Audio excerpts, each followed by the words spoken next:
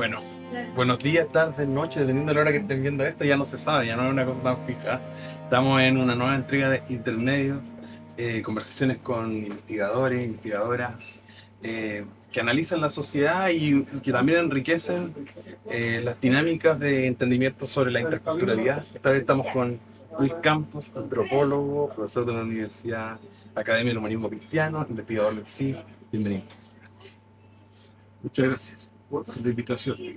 Bueno, estamos muy contentos porque de cierta forma a lo largo de estos capítulos hemos ido como construyendo diferentes ángulos para poder entender la interculturalidad, las dinámicas de, de identidad propia de la sociedad chilena. Y quiero partir con una pregunta más bien amplia, pero creo que es súper contingente pensando en el contexto que estamos ahora. Los dos procesos constituyentes fueron súper relevantes para poder entender las discusiones en torno a la idea de interculturalidad. Y en ese sentido, quisiera saber cómo ves tú en el momento en que estamos ahora, post estos dos procesos, ¿no? El proceso más en la línea de favorecer todas estas dinámicas de interculturalidad y el otro que iba como en retroceso, pero ambos de cierta forma. Se está en un proceso, yo creo, de repliegue de lo que ha sido una demanda histórica y que se manifestó con claridad en el llamado estallido social. Se manifestó porque una de las vías por las cuales demandó la ciudadanía chilena reconocimiento e igualdad fue precisamente a partir de demanda del pueblo indígena, pueblo originario. Lamentablemente el proceso falló porque había una propuesta constitucional que tenía muchos artículos que hacían referencia al pueblo indígena, también dos artículos que hacían referencia al pueblo tribal afrodescendiente, y esos artículos no era que avanzaran demasiado en lo que Chile debe hacer, sino que estaban simplemente respondiendo a lo que era lo que mandata el convenio 169 de la OIT. Es decir, Chile en este momento está atrasado mucho en materia de reconocimiento de derechos de los pueblos indígenas y del pueblo tribal afrodescendiente, y eso es lo que se estaba manifestando, se había manifestado en la Convención Constitucional. Entonces, toda la campaña que se hizo en ese momento implicó casi culpar de manera principal a los indígenas por el fracaso de la asamblea, por la propaganda que se hizo. Se estableció una línea de que ellos iban a tener derechos muy distintos del resto de la población, cosa que además se sigue hablando, y eso se sigue hablando ahora en el contexto de la presentación del informe de la Comisión por la Paz. Y entonces es un retroceso grande y que esperemos que se pueda revertir porque los derechos de los pueblos indígenas siguen estando ahí y deben ser garantizados a perpetuidad. Sí, bueno, tomando eso y para conectarlo con tu investigación, hay todo un trabajo en torno a la idea de reconocimiento tardío, ¿no? Como de cierto, tanto de esta misma dinámica en la que estamos, aparece toda esta problemática de pueblos que han sido reconocidos mucho más tardío y cómo se insertan dentro de la ley de reconocimiento indígena. ¿Podría como entender? Sí, se ha hablado de reconocimiento tardío, también se ha hablado cuando nosotros comenzamos con el CIR, ya hace 12, 13 años, no me acuerdo. El CIR se planteó en torno a una hipótesis que eran las fallas de reconocimiento. Y yo creo que eso ha quedado marcado en términos de que nuestro trabajo ha permitido avanzar sobre esas fallas y plantear lo que tú dices, que es el reconocimiento tardío. Ahora, ¿el reconocimiento tardío para quién? ¿Es para la sociedad chilena? ¿Es para el Estado? ¿Es para las mismas poblaciones indígenas? Yo comencé a trabajar con lo que se conoce como endogénesis. También puede tener otros nombres como reemergencia indígena, reunificación. No, en verdad, no hay una sola categoría que da cuenta de estos procesos. ¿Y a qué se refieren? Se refieren a poblaciones que en algún momento comienzan a pensarse en una clave indígena sin haberla pensado antes.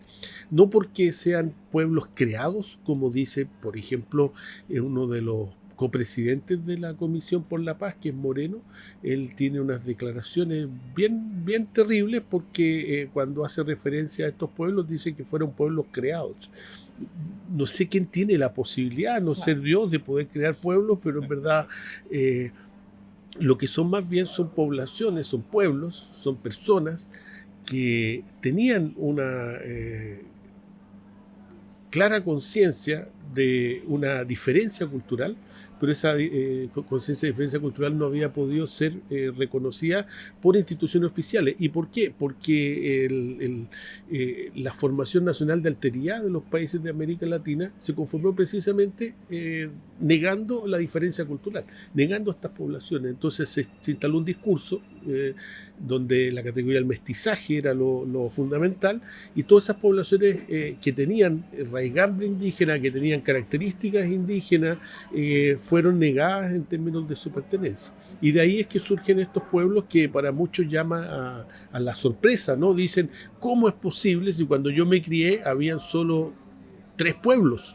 O no había ninguno en algunos casos, y resulta que hoy día tenemos, que es lo que dice Moreno también, dice, es el colmo que hoy día se hayan creado tantos pueblos y ya van 11, y de hecho él no solo insinúa, sino que dice de manera clara que Chile debería tener una norma que impidiera que se crearan nuevos pueblos, lo cual es completamente ilegal, ilegítimo. Además habla de un desconocimiento, de una ignorancia gigantesca en lo que significan estos procesos por parte de él. La primera vez que yo trabajé en Chile con estos pueblos fue el año 2004 en el estudio del reconocimiento del pueblo diaguita. Estamos hablando de hace 20 años, mucho antes de que empezara el CIR, de hecho, y en ese momento con un colega que falleció, geógrafo, que también hacía clase acá, Raúl Molina, a él lo llamaron para poder hacer el estudio de reconocimiento de Diaguita. Es el primer pueblo que se reconoce fuera de aquellos que habían sido reconocidos en la ley 19.253, que eran 8. Y a partir de esa investigación que nosotros hicimos 2004, el año 2004 y 2005, el año 2000 se reconoció al pueblo Diaguita. Después de eso se han reconocido a los changos. En el año 2021 se reconoció también a los afrodescendientes. En el año 2019 se reconoció también a los Selknam en el 2023.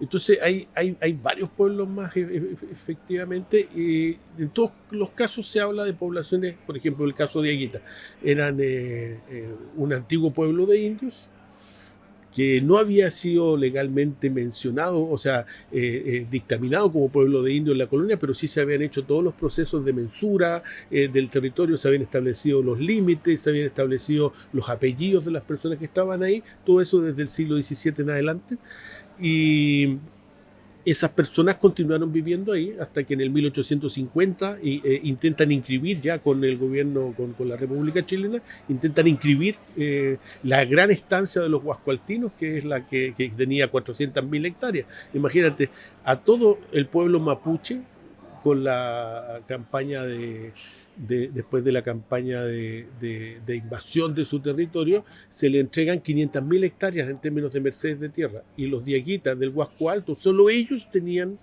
400.000. Intentan inscribirla en 1850, después la intentan inscribir de nuevamente en 1903, y a partir de ese dato es que nosotros comenzamos a investigar hacia atrás y vemos que las personas que participaban de esas inscripciones hoy día eran las mismas que estaban en 1903, y eran las mismas sus antepasados los que estaban en 1850, y todos ellos eran los mismos que estaban en 1640, que habían sido identificados en esa época como indígenas, y por lo tanto había una continuidad territorial enorme, y sin embargo todo el mundo decía que esas personas no eran indígenas. Entonces esos son los casos. Con los changos también ha pasado unas cosas más o menos parecidas.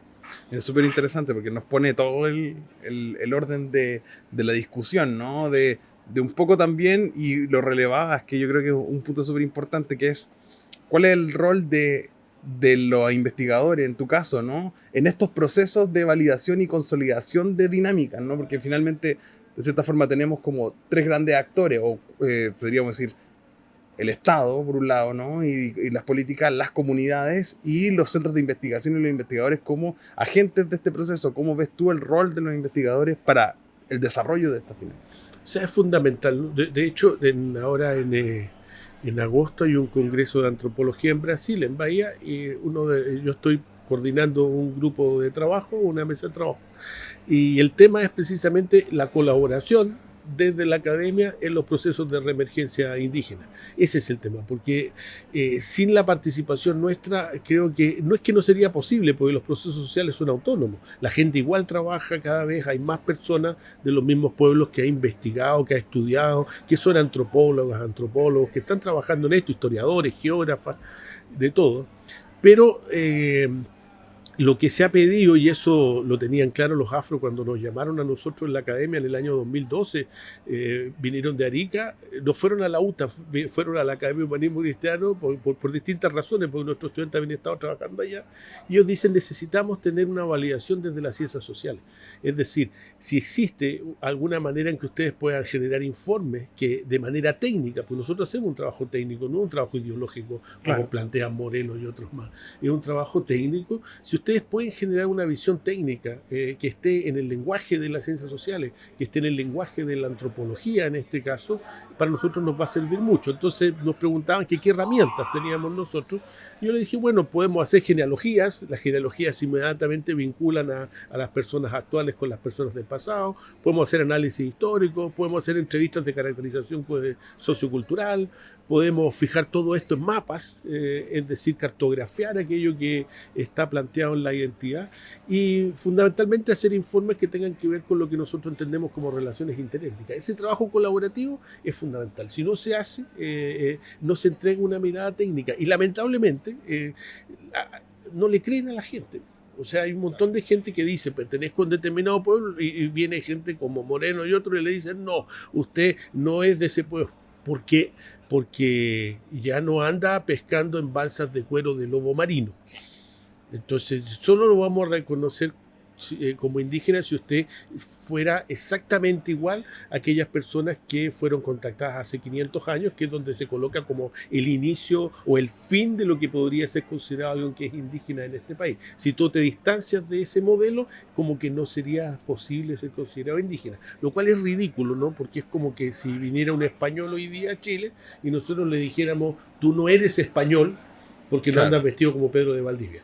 Totalmente. O sea, no tiene ningún sentido y sin embargo a los pueblos indígenas sí se les está exigiendo eso. Entonces, el trabajo de la investigación social, antropológica y el que hemos hecho nosotros de manera colaborativa es fundamental. Se han realizado varios estudios en el último tiempo sobre el pueblo chango, sobre el pueblo afrodescendiente, en que yo he estado ahí participando, y han sido las mismas comunidades afrodescendientes y changas las que han solicitado que nosotros hagamos los estudios, porque entienden que hay una sensibilidad que no estaba presente y que no está presente en muchos de los investigadores. Aquí tampoco vamos a decir que todo el mundo trabaja de esta manera, no es así. Totalmente. Nosotros vamos al terreno de manera permanente, hemos conocido las dinámicas que están sucediendo ahí y respondemos a las necesidades de lo que ellos están planteando como aquello que necesitan para poder fortalecer todos estos procesos identitarios y avanzar hacia el reconocimiento, un reconocimiento que es tardío, pero que debe hacerse de todas maneras. Claro, y en ese sentido hay todo un trabajo que tiene que ver con especificidades, con políticas públicas también, ¿no? En este fenómeno, es como ya está el rol bisagra y también hay uno de los proyectos que también estuviste involucrado que fue estos boletines del COVID-19, ¿no? En las comunidades indígenas, cómo de cierta forma también existen dinámicas y problemáticas internas dentro de las comunidades para poder visibilizar la diferencia y las necesidades, porque finalmente si todo se ve desde Santiago, ¿no? Y sin ese imaginario de terreno se pierde toda esta luz de cómo los pueblos y todos los espacios se organizan de manera diferente. O sea, es fundamental. En el caso del estudio del COVID, cuando nadie estaba haciendo nada por el COVID en este país, porque bueno, recién había empezado la pandemia, pero yo me comuniqué con unos colegas de Argentina, con Sebastián Valverde de la Universidad de Buenos Aires, de la Facultad de Filosofía y Letras, y ellos ya en marzo habían comenzado a hacer una investigación sobre el impacto del COVID en los pueblos indígenas. Y yo le pregunté, le dije, bueno, ¿podemos usar la misma pregunta? ¿Podemos usar las mismas categorías y hacer un estudio comparativo?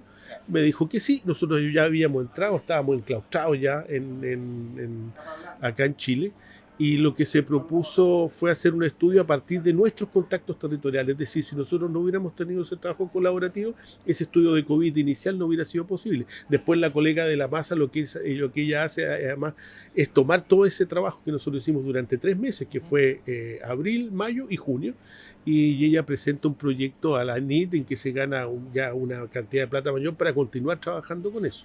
Pero era un proyecto que yo creo que es importante de extensión nacional, hecho en condiciones de pandemia a partir de los contactos territoriales que nosotros teníamos. Y en el caso de la reemergencia es importante, ¿por qué? Porque casos como el del pueblo chango están extendidos a lo largo de todo Chile. Nosotros, ahora que terminamos el estudio chango, estuvimos haciendo entrevistas desde Tarapacá, Caleta Cáñamo, que está a 50 kilómetros de Iquique, hasta la región de O'Higgins, hasta Bucalemo. Y visitamos caleta por caleta. Tenemos una actividad de terreno que también hicimos con la colega de la masa, que nosotros partimos desde Chañaral de Aceituno, que es la región de Atacama, y terminamos en Cartagena. Y habiendo pasado por 5, 6, 7 o 10 localidades distintas, haciendo un terreno que tú vas caleta por caleta, entrevistando a la gente en sus lugares, haciendo un trabajo en que tú entras en contacto con lo que la gente hace, y además no son estudios que se realizan llamando a la gente a una localidad central, sino que tú los visitas y participas con ellos y comes con ellos y haces entrevistas. En esos estudios hemos realizado más de 500 microhistorias de vida en entrevistas colectivas en que tú le vas preguntando a la gente por qué usted se considera chango, por qué se considera diaguita, por qué se considera afrodescendiente, y te van respondiendo y van contando una historia que tiene que ver con cuestiones humanas y personales. No es simplemente aquí como que yo quiero hacerme indígena para tener beneficios, sino que yo quiero hacerme indígena o me quiero considerar como indígena, o quiero que me consideren como tal, para poder ser reconocido, que reconozcan a mis abuelos, que reconozcan las cosas que se hacían en mi familia desde que siempre estuvimos aquí. Buenísimo. Bueno, ¿qué más agregar? Yo en realidad creo que esto va iluminando todos estos espacios de las problemáticas que tenemos para poder entender un Chile que siempre ha sido diverso, ¿no? Y que no es una cosa de una construcción de hoy en día o una invención de la nada. Y es muy loable como poder entender también este rol de los investigadores en diálogo con los procesos. Para cerrar, me gustaría preguntarte, como pensando todo lo que hemos hablado, algunas lecturas o algo que tú quieras recomendar para que la gente pueda seguir después de esta conversación. Endogénesis todavía no se ha escrito mucho. Yo creo que hay que ir por los libros clásicos. Por ejemplo, Guillermo Fil Batalla tenía un libro que se llamaba México Profundo, ya de los años 90, que me parece que él ya comenzaba a plantear el hecho de que los pueblos indígenas estaban ahí bajo una mirada que intentaba ocultarlo. Y yo creo que es importante. También libros... hay una novela que venden aquí que se llama El Ritual, de Pinner, David Pinner, creo que es el autor. Y es interesante porque habla es de la película esta que el hombre de paja, no sé si la viste, pero precisamente esa es una época moderna en un lugar cercano a Inglaterra, en un lugar que es un lugar como... rural, y que llega un investigador porque había desaparecido una niña. Bueno, en esa película precisamente se habla de una comunidad que está ahí, que está presente en el siglo XX y que hace cosas distintas y que es una comunidad tradicional. Bueno, hoy día estas comunidades que han surgido no están matando gente ni están sacrificando gente, spoiler para el libro y para la película, pero son diferentes y han conseguido permanecerse hasta la actualidad. Yo creo que si alguien quiere como entender desde el punto de vista de la novela lo que es la endogénesis, debería darse una vuelta por ese tipo de libros y poder entender estos procesos. Cualquier libro sobre el pueblo diaguita, también sobre el pueblo chango puede ser de utilidad, pero en general en Chile todavía las grandes editoriales no publican nada sobre endogénesis, porque todavía desconocen lo que es estos procesos. Exactamente. Ya, muchas gracias, Luis. Y bueno, nos veremos en otra conversación sobre interculturalidad, discusión y todas las problemáticas de Chile. Vale, muchas gracias a usted.